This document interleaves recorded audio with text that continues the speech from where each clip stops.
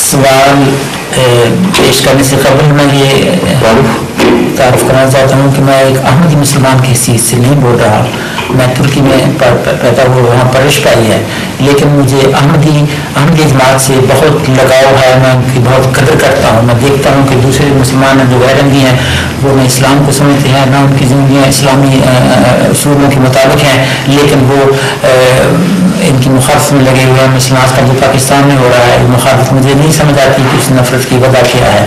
میں سمجھتا ہوں کہ جہاں ان مسلمانوں کا جو مذہبی عقائد میں اختلاف رکھتے ہیں احمدیوں سے, یہ فرض ہے کہ وہ ان کے عقائد کا مطالعہ کریں. اسی طرح احمدیوں کا بھی یہ فرض ہے کہ وہ ان کو یہ سمجھائیں کہ ہم عقائد میں کیا ہے. میں سمجھتا ہوں کہ وہ مخالفت کرنے میں یا تقاریر پہنچانے میں 100% ناحق پر ہیں, لیکن احمدی جماعت کا بھی فرض ہے کہ وہ ان کو سمجھائے اختلافات کے لیے. اور میں آپ سے یہ سوال کرتا ہوں کہ آپ یہ سمجھتے ہیں کہ جماعت احمدی اس بات پر زور دینا چاہیے کہ ہمیں اختلافات کی ان کی وجہ کیا, ان کو کیسے دور کیا جا سکتا؟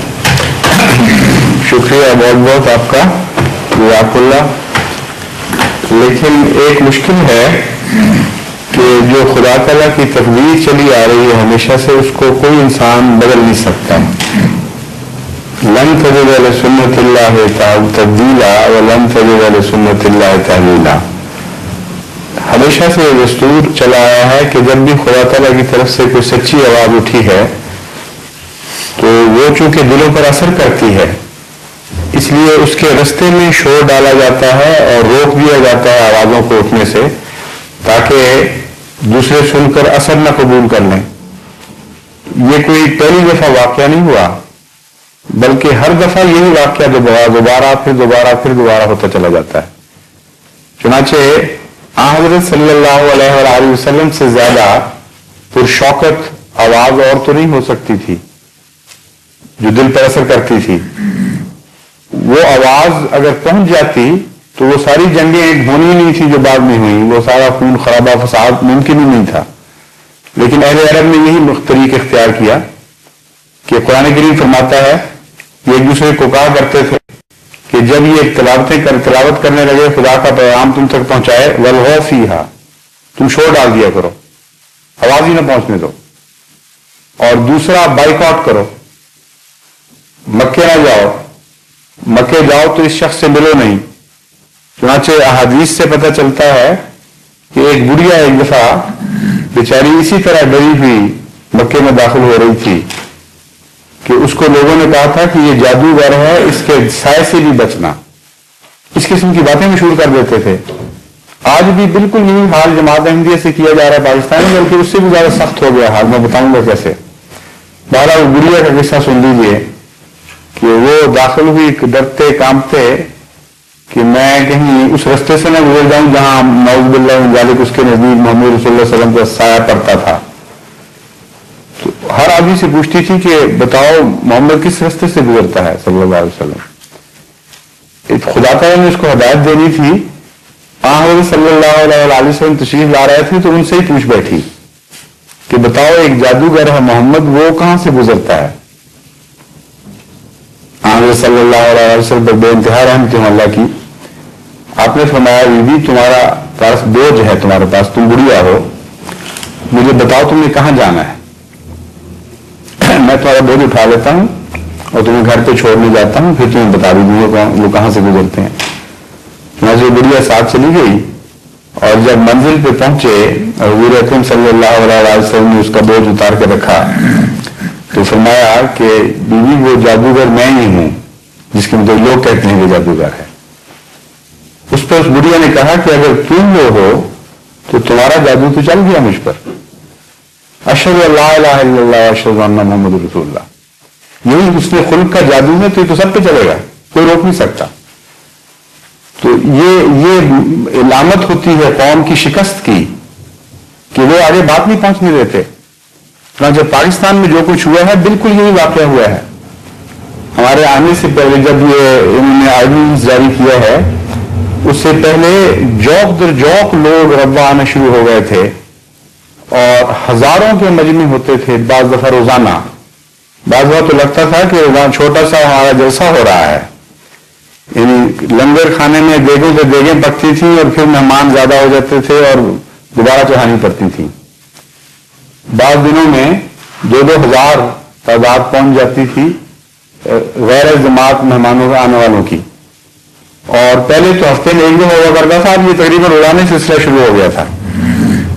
تو یہ لوگ آتے تھے، آ کے سوال مجھ سے براہ راست کرتے تھے اور واپس اس طرح جاتے تھے کہ اپنے اپنے علاقوں میں جا کر یہ ہم جماعت کا پیغام پہنچانا شروع کر دیتے تھے. کثرت کے ساتھ بیعتیں ہونی شروع ہو گئیں. اب جب میں پنڈی گیا ہوں جو آنے سے جب یہ آرڈیننس ہوا ہے اس سے 3 دن پہلے تک میں راولپنڈی میں تھا، اسلام آباد میں، اور گورنمنٹ نے پہرے بٹھا دیے تھے دریا کے اٹک کے پاس بھی اور اسلام آباد کے رستوں پر بھی ناکہ بندی کی ہوئی تھی کہ غیر احمدیوں کی جو بسیں آ رہی ہیں یہاں ملاقات کے لیے ان کو روکا جائے. چنانچہ جو پکڑی جاتی تھی وہ واپس لے جاتی تھی. پشاور کی 2 بھری ہوئی بسیں اٹک کے پل سے واپس کر دی گئی. ایک نکلائی تو وہ اسلام آباد کے ناکہ لگا ہوا تھا پولیس کا، وہاں انہوں نے وہاں سے چوکی سے واپس کرا دیا اور کہا کہ ہمیں حکم ہے. اور CID یہ رپورٹیں کر رہی تھی کہ کسی طرح رک نہیں رہے لوگ، جاب در جاب جا رہے ہیں، ہم کس طرح روک سکتے ہیں. تو حکومت کو پینک پڑ گئی تھی. اور آرڈیننس کی ایک بڑی وجہ یہ ہے جس میں الفاظ یہ ہیں کہ ان کو اپنا پیغام پہنچانے کی بھی اجازت نہیں، اپنے آپ کو مسلمان کہنے کی اجازت نہیں، مسلمانوں کی طرح بہیو کرنے کی اجازت نہیں. اور اگر یہ ایسا کریں، اذان دیں یا السلام علیکم بھی کہیں، کسی طرح بھی مسلمان بنیں، مسلمانوں کی طرح کے اخلاق اختیار کریں، تو سزا 3 سال قید سخت اور جرمانہ لامتناہی جتنا بھی وہ جج کر دے، چاہے ساری جائیداد ضبط کر لے. یہ پہلی دفعہ ہوا ہے دنیا میں کہ نیکی کی سزا مقرر ہوئی ہے. کبھی دنیا میں ایسی بیوقوف قوم ظاہر نہیں ہوئی. اب پر ساری دنیا کی تاریخ پڑھ لیں کہ جہاں قوموں نے روکے تو ڈالی ہیں، رسول اللہ صلی اللہ علیہ وسلم کے زمانے میں جیسا میں نے بیان کیا روکے ڈالی ہیں، لیکن ایسی جاہلانہ حرکت کہ جب یہ اپنے آپ کو مسلمان کہیں تو ان کو 3 سال کے لیے قید کر لو اور جرمانہ کرو. مسلمانوں کی طرح بہیو کریں تو جرمانہ کرو. مسلمانوں کی طرح بہیو کرنا تو مطلب یہ ہے کہ شرافت کے ساتھ بہیو کریں. اسلام کیا ہے؟ جھوٹ نہ بولو، چوری نہ کرو، گندگی نہ اختیار کرو، لوگوں کو مال نہ لوٹو، رشوتیں نہ دو، رشوتیں نہ لو. یہی ہے نا اسلام کا بیہیویئر. تو اب پاکستان کے قانون میں یہ جرم ہو گیا ہے. وہاں ایک زانی، ایک فاسق فاجر، ایک چور اچکا اگر کوئی کسی جرم میں پکڑا جاتا ہے تو اس کی بیل ہو سکتی ہے، لیکن السلام علیکم کہنے والے کی بیل نہیں ہو سکتی. احمدی اگر السلام علیکم کہے، احمدی اگر مسلمانوں کی طرح بہیو کرے تو اس کی 3 سال قید بمشقت. یہ کیا ہوا ہے؟ یہ واقعی شکست کی علامت ہے. یہ نہیں چاہتے کہ جماعت احمدیہ اب عوام سے کسی قسم کا راستہ رابطہ رکھ سکے کہ ان کو پتہ ہے کہ اب یہ نہیں پھیلنا ہے. تو ہمارا قصور نہیں ہے. آگے سے علماء نے جھوٹی باتیں مشہور کی ہوئی ہیں. ایک طرف کہتے ہیں ان کا کلمہ اور ہے، دوسری طرف کلمے مٹا رہے ہیں، لا الہ الا اللہ محمد رسول اللہ جہاں جہاں لکھا ہوتا ہے. تو یہ افراتفری کی علامت بھی ہے. اور جب بھی قوم شکست کھانے لگتی ہے اس وقت وہ جبر پہ آ جاتی ہے.